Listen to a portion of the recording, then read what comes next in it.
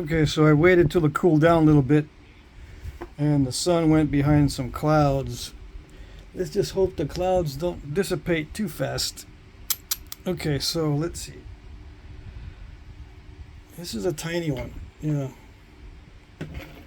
I'm debating whether or not to finish this with pressure or percussion. I said I was going to finish it with percussion, but it's so small that I may be able to do it with pressure. Yeah. It's going to have some serrations on it. Now serrations are not easy to do with percussion. Let me see. Let me think about this.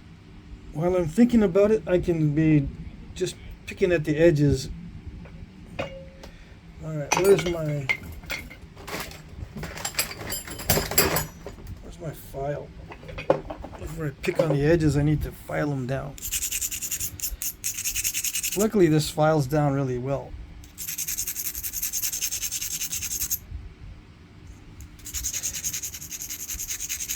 At least at this stage. I think I might have been having a little bit of trouble filing it or grinding it in the beginning. Yeah, when it was thicker. Alright, let's see. I put a new tip on this flaker. Let's try this flaker.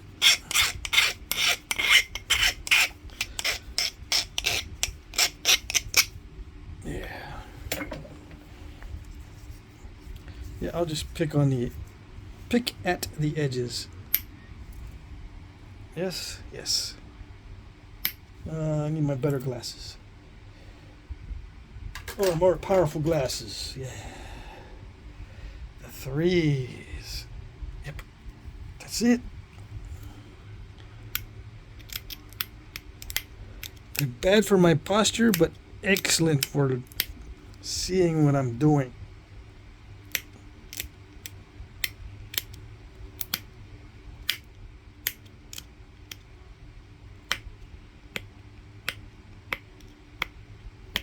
Mostly downward pressure.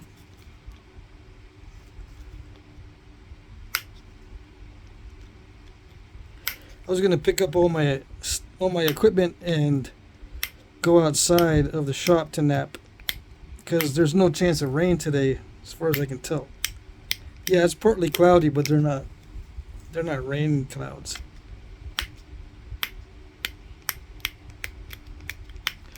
But I decided against it because I got my monitor set up, the baby monitor, so I can see what my dad's up to. I got it set up in here in the shop. Now I can bring it outside because it has a rechargeable battery built in, so it doesn't have to be plugged in all the time, just most of the time. So I can take it with me outside. I just don't know how long that internal battery lasts. But I said, nah, I don't want to delay this anymore. Let's just get this video done and move on to all the other ones I got lined up. Because I know that if I start to prepare too much for the video, I'll spend an hour just preparing and saying, well, now that I'm here preparing for the monitor to be set up somewhere where I'm not going to break it with a flying rock chip, let's do some other stuff. Yeah. I know myself already.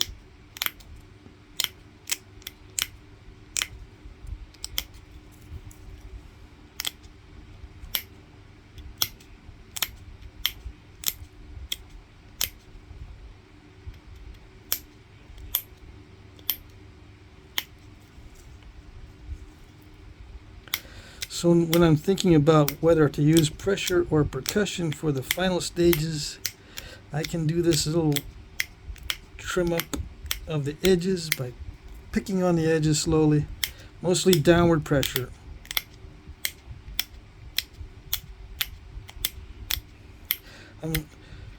I'm leaning heavily toward, I'm going to change the subject here. I'm leaning heavily toward using Dacite as one of the materials for My beginner series, yeah, because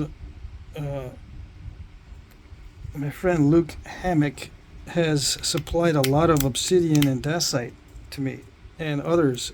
Uh, Brian Olson, for one. Yeah, I've got some Dacite I can use for my beginner series, and I think it's still available, but I still need to check. If I cannot find cheap sources for Dacite, I might just go strictly with glass for my beginner series, bottle glass. That I know is readily available, and I can teach how to knap using the bottle glass.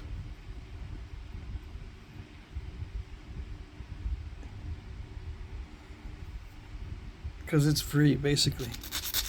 Unless you can't get free bottles, and you'll have to buy the bottles. But some of the bottles contain carbonated water, which is pretty cheap. Yeah, it's not that expensive per bottle, so it's cheaper than buying boxes of Dacite. Maybe I need to run the numbers. Yeah. Okay, so I got this preform pretty well set up.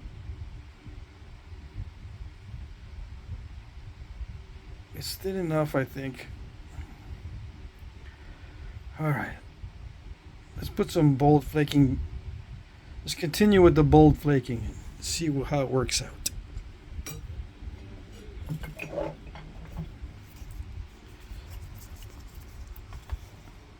Okay.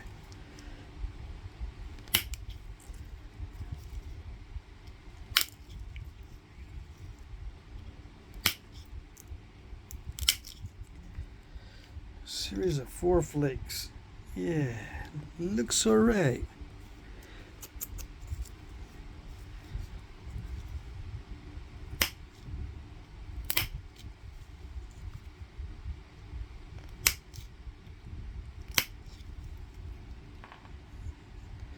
Yeah, I think this will pressure flake nicely.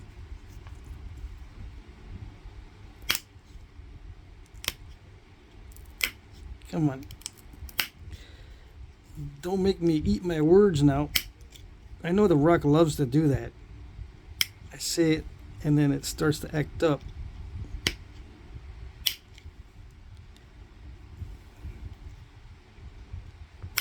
I say something like, it looks like it's gonna work nicely, and then it starts to act up.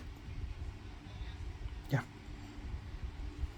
Actually, I need to put in some concave edges. I only thought I was done. Hold on.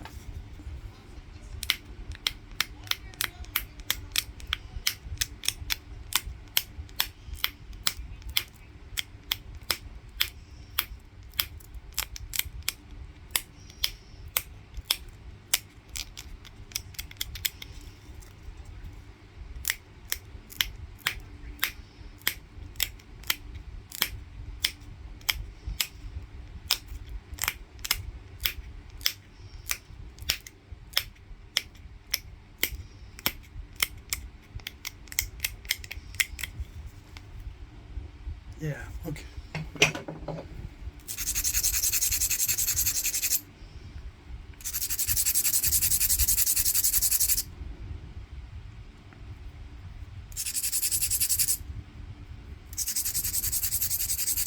All right, this is where it gets difficult, and this is the sweat stage for me on this, the final pass of bold flakes. Yeah. I'm wondering if I should use the stronger tip. Let's see.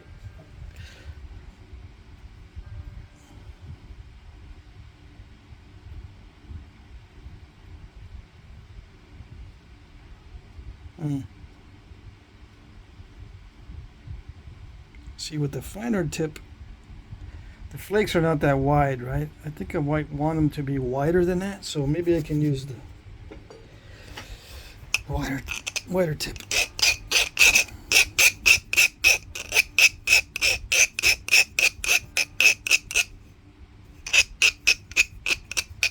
Okay.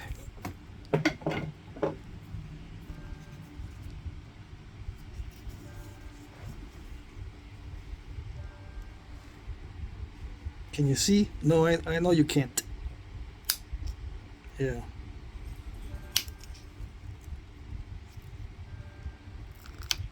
Come on. Come on. There we go.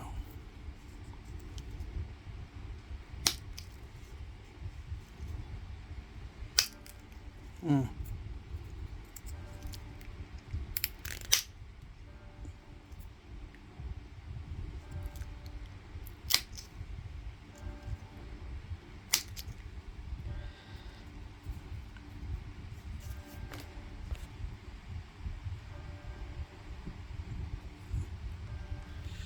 Yeah, bold flakes. That's what I'm needing, bold flakes.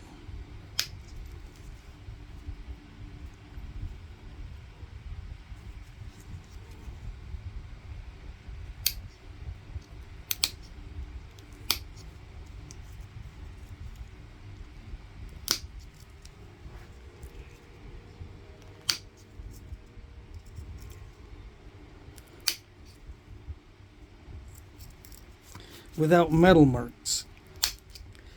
I gotta be careful not to touch the surface with the flaker.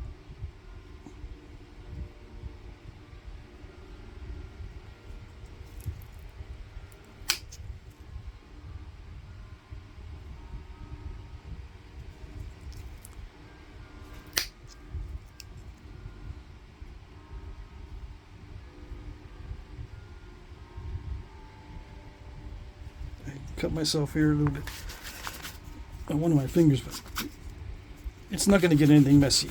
Okay, let's see.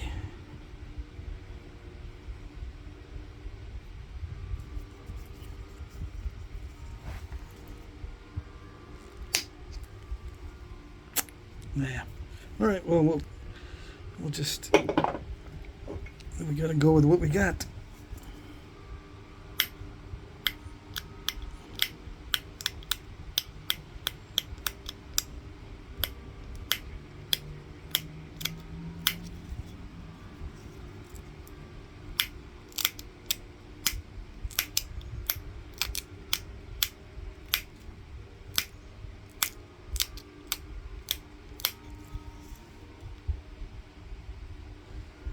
It's not, flakes are not that bold, but they're okay.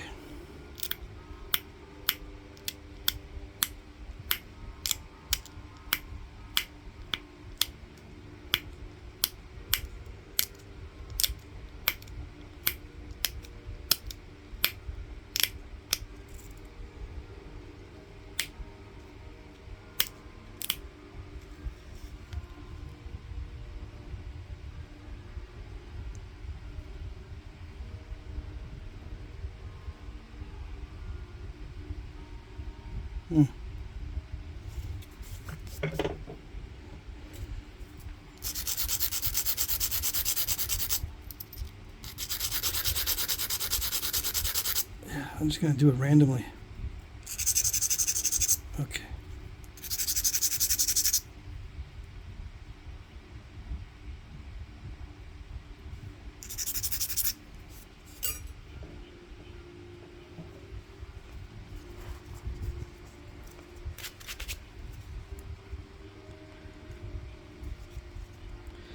Do it randomly where it needs to be thinned.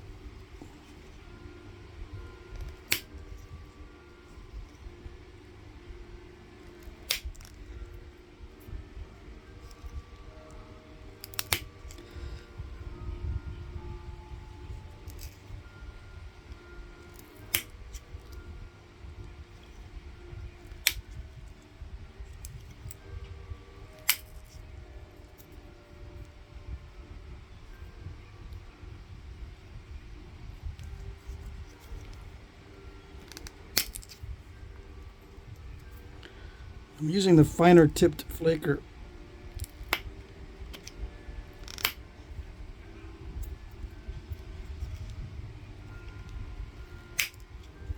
because it's a little more flexible, and I can push off the flakes using the flexibility of the steel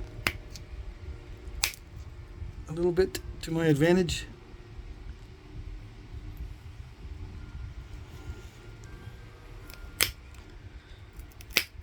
The flexibility of the tip helps to run the flakes a little longer. Yeah.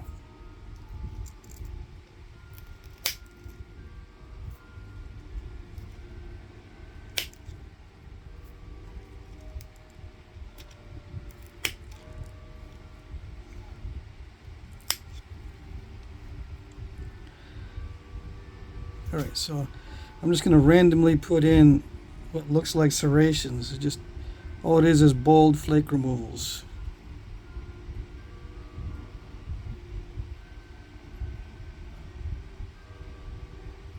So let's see, how do I do this?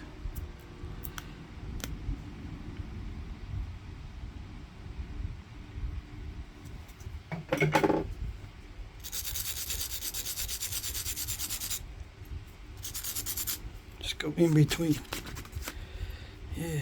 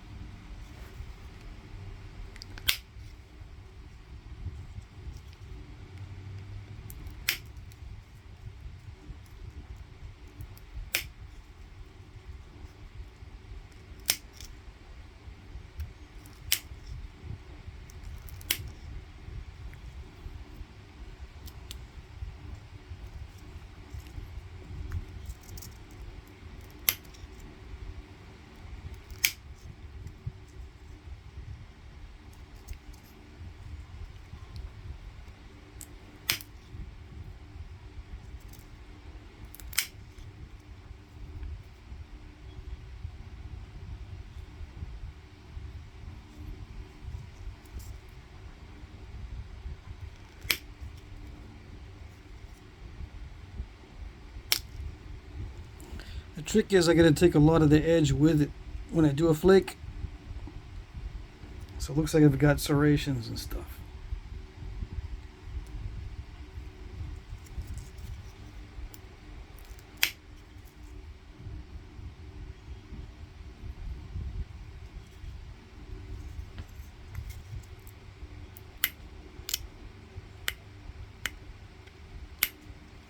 And just remove the dull spots.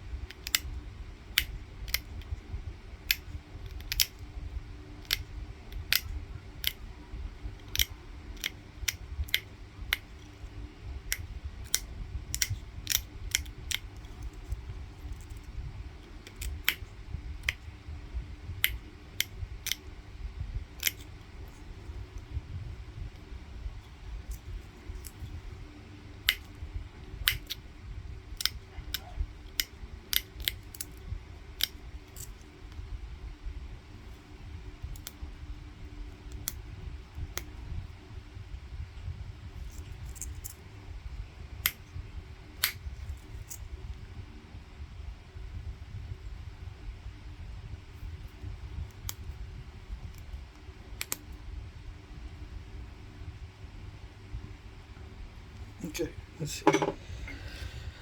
Put in the notches. Let's see. I don't think. Let's see. This is too curved on the sides. I don't think these flared out that much. Yeah.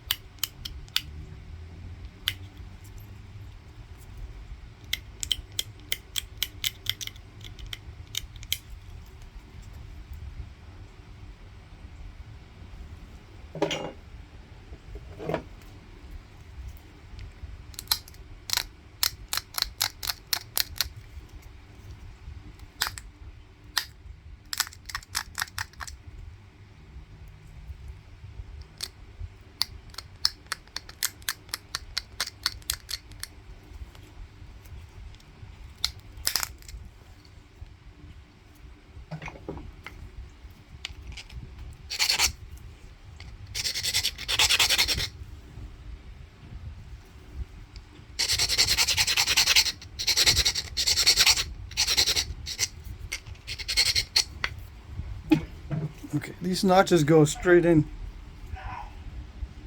pretty much.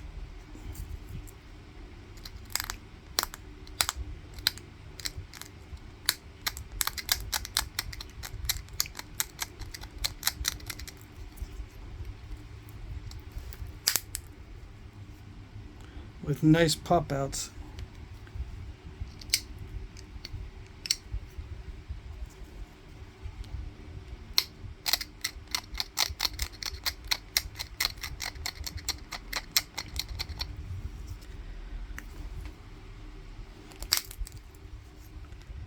Yeah. I'm glad the Chert is cooperating.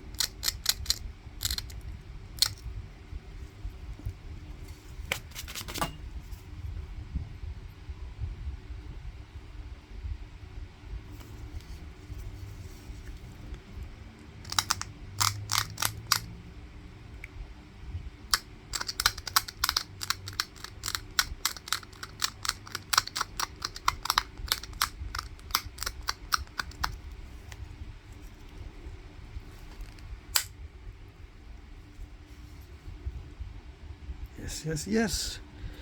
It is cooperating. I was able to push right through that step fracture.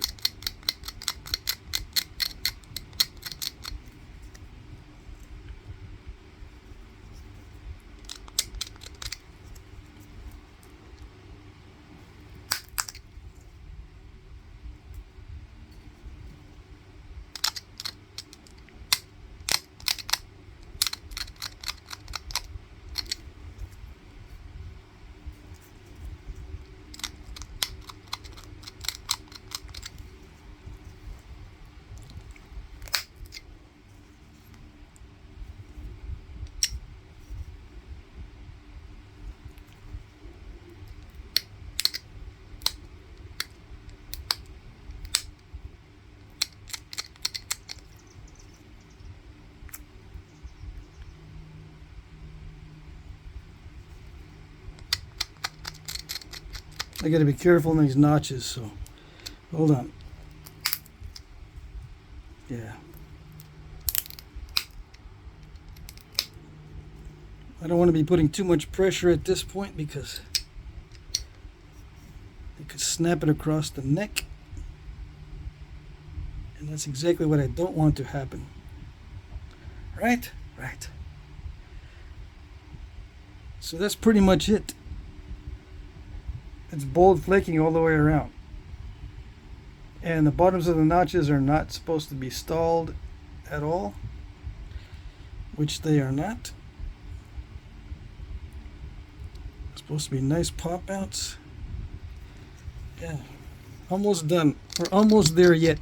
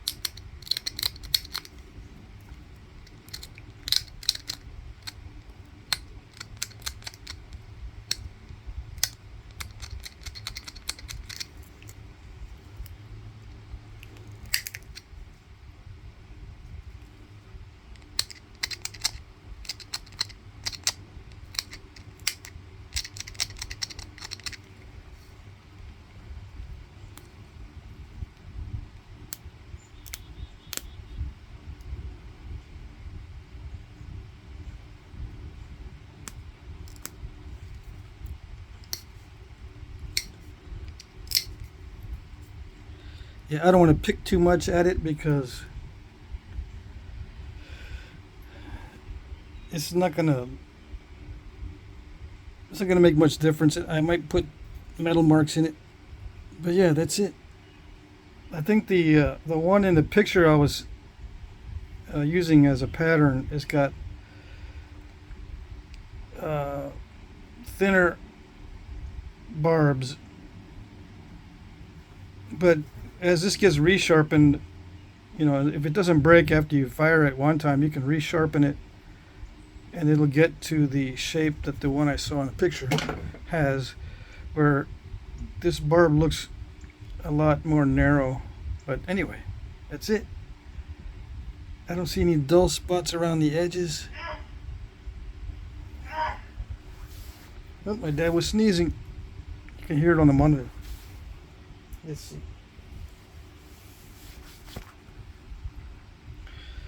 Alright, so there you go.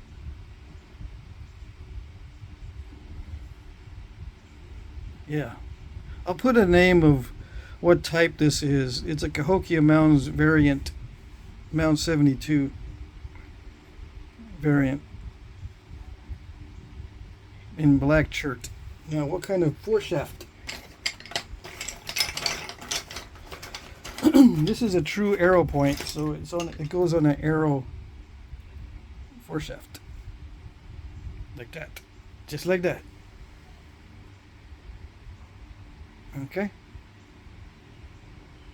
It's a little bit thin for this, but you know, I made this arrow foreshaft a little bit, the notch a little bit wide so that various points would fit in it. But yeah, that's what I would do. Put it like just like, exactly like this. It's funny how the depth of the notch is just right. Funny how that works. And then just wrap it only on the stem, not up on the blade. It's a very nice design. Let's see, straighten it. Yeah, I like it. Okay. I just need a good picture of it.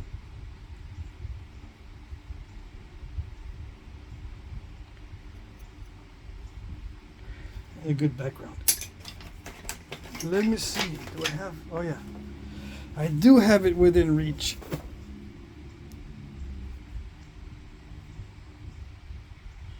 There you go. That's it.